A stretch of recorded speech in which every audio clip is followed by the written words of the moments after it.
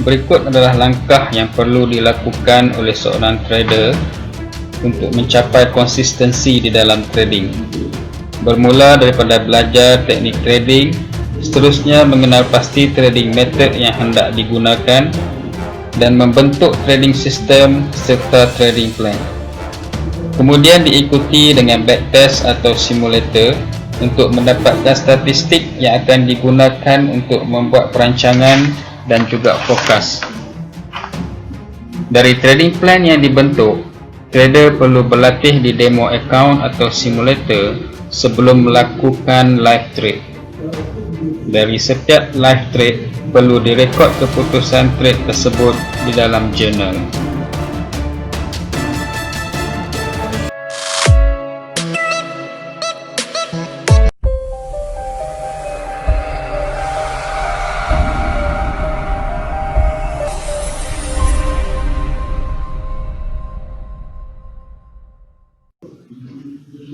Langkah yang pertama ialah belajar. Semasa belajar, kita akan diperkenalkan kepada beberapa jenis setup. Contoh setup 1 to 5 di single time frame atau setup di multiple time frame, contoh kombinasi di re-entry H4 dan extreme di M15, ataupun kombinasi re-entry di daily dan setup 1 to 5 di H1.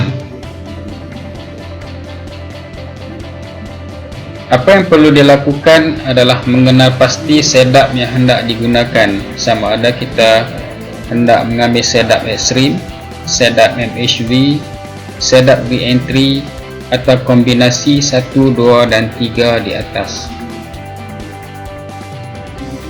Setelah dipilih, kita perlu fokus kepada setup tersebut sehingga kita betul-betul mahir.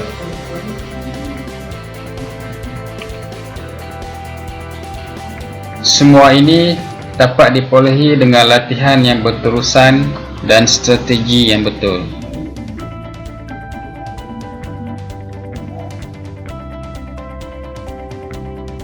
Terdapat 3 komponen dalam trading, iaitu trading methodology, trading system dan juga trading plan. Trading methodology adalah menentukan sama ada kita ini purely technical analysis ataupun fundamental analysis ataupun combination kedua-duanya. Jadi kita perlu kenal pasti personality dan kesesuaian masa kita. Method mana yang lebih sesuai untuk kita? Adakah ianya scalping, intraday trade, swing trade ataupun position trade? Ini contoh risk and reward ratio antara scalping, intraday dan juga swing. Yang mana di sini kita boleh lihat perbezaan yang sangat ketara. Sekiranya kita bandingkan risk reward ratio 1:1 dengan 1:2, 1:3 dan juga 1:4.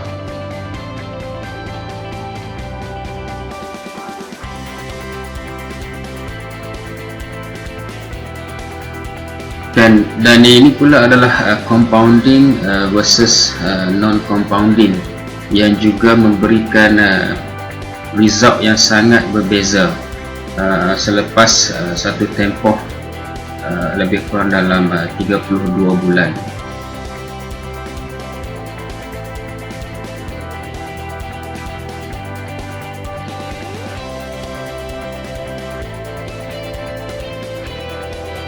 Komponen yang kedua iaitu trading system, ialah di mana kita menyatakan dengan lebih terperinci cara entry, di manakah exit sekiranya kita betul dan di manakah exit sekiranya kita salah, risk to reward ratio, kekerapan trading dalam sebulan ataupun mingguan, peratus untung rugi, unjuran kerugian keseluruhan dan unjuran keuntungan keseluruhan. Dari trading system, kita perlu bina trading plan yang lebih detail untuk menyatakan bagaimanakah kita menentukan trend, serta di manakah kita nak entry, di manakah kita nak letak stop loss, dan di manakah take profit.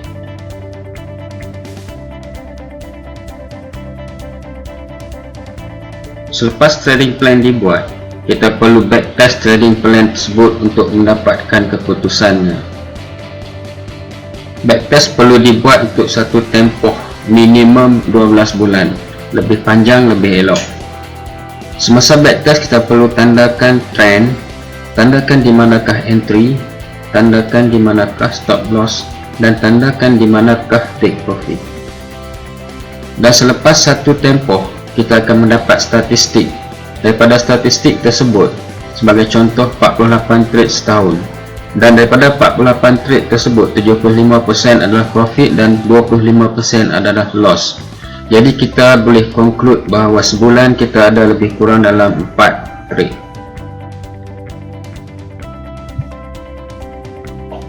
Tujuan backtest ini adalah untuk mendapatkan kefahaman, mendapatkan statistik, dan dari statistik kita akan sabar menunggu setup dan lebih yakin untuk entry apabila setup terbentuk, kerana kita telah mempunyai statistik win dan juga loss ratio.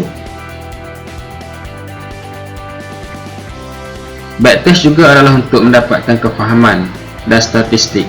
Simulator pula untuk menguji kefahaman dan mendapatkan statistik beserta entry berdasarkan setup di multiple time frame. Perbezaan antara backtest dan simulator: backtest, semua chart sudah terbentuk, manakala simulator tiada chart ke hadapan, dan entry bila ada setup.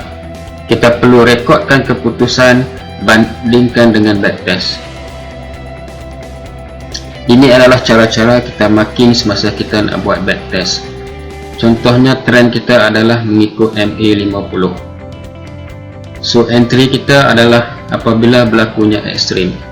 Jadi kita perlu specify di manakah stop loss, dan berdasarkan jarak stop loss dengan entry, kita dapat determine di manakah TP kita menggunakan risk dan juga reward ratio.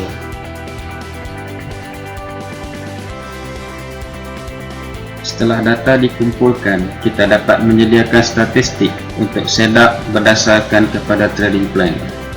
Contohnya 48 trade setahun dengan 75% profit dan 25% loss. Purata untuk sebulan adalah sebanyak 4 kali. Dari statistik juga kita akan dapat menyediakan planning dan juga forecast. Contohnya 4 kali trade sebulan untuk setiap currency dengan 75% accuracy, iaitu 4 profit dan 1 loss, dengan risk dan juga reward ratio 1:2. Kita akan dapat menghasilkan profit sebanyak 6 dan loss 1. Net adalah bersamaan dengan 5. Jika risiko ialah 2% per trade, 5 kali 2% bersamaan dengan 10% profit sebulan daripada modal.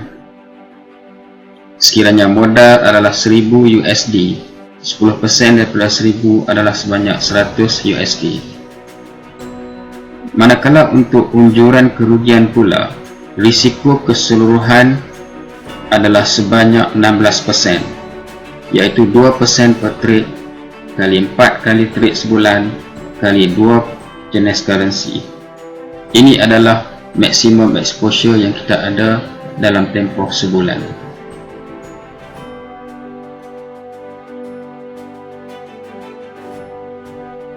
Setelah kita berpuas hati dengan keputusan demo account, bolehlah mulakan dengan real trading. Mulakan dengan modal yang kecil. Jika ada peningkatan pada bulan pertama, teruskan pada bulan berikutnya dengan lot size yang semakin besar sejajar dengan kenaikan modal. Jika selepas 6 bulan, kenaikan adalah mengikut perancangan, peningkatan lot size boleh dibuat setiap 2 minggu sejajar dengan modal pada masa tersebut. Kenapa kita perlu bermula dengan kecil? Ini adalah kerana pada peringkat permulaan, biasanya kita akan mengalami kerugian. Jadi lebih baik kita rugi sedikit daripada kita rugi banyak. Kita juga akan melakukan banyak kesilapan, dan kita dapat mengenal pasti personaliti diri, membina keyakinan dan skill, dan dapat trade dengan lebih tenang dan santai kerana ia tidak melibatkan deposit yang besar. Mulakan dengan jumlah yang kita sanggup rugi.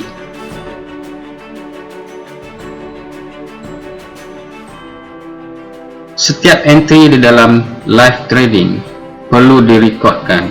Ini adalah sebagai kegunaan kita pada masa akan datang untuk postmortem dan juga untuk memperbaiki trading pada masa hadapan.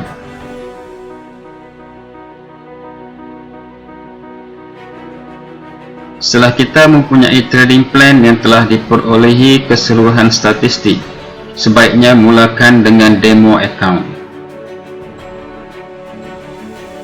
Selain daripada demo, kita juga boleh menggunakan simulator.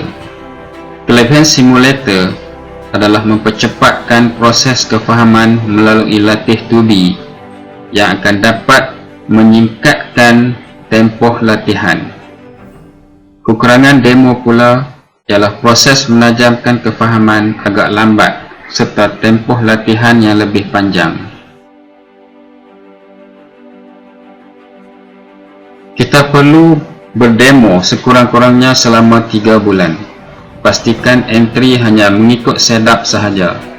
Jika ada entry yang dibuat tidak berdasarkan setup, atasi masalah ini dahulu. Ini adalah masalah disiplin. Jika ada entry yang tidak dibuat semasa ada setup tanpa alasan yang kukuh, ini adalah masalah takut dan tidak yakin. Kesimpulannya, backtest adalah untuk memahami setup, simulator untuk menguji kefahaman, dan demo untuk menguji kesabaran dan juga disiplin. Berapa lama kita nak berdemo? Ini adalah bergantung kepada individu, di antara 3 hingga 6 bulan. Bila pula kita patut mula dengan real account? Kita perlu semak keputusan akaun demo. Adakah equity meningkat sebagaimana perancangan? Jika ya, bolehlah mulakan dengan modal yang kecil sebagaimana perancangan. Walaupun kita ada banyak wang, jangan mulakan dengan modal yang besar, kerana trading real account dan demo account adalah berbeza dari segi emosi dan juga disiplin.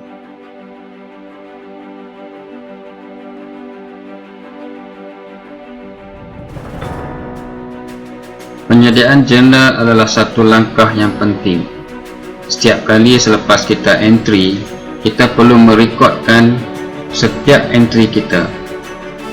Ini adalah sebagai rekod dan juga postmortem untuk memperbaiki trading di masa hadapan.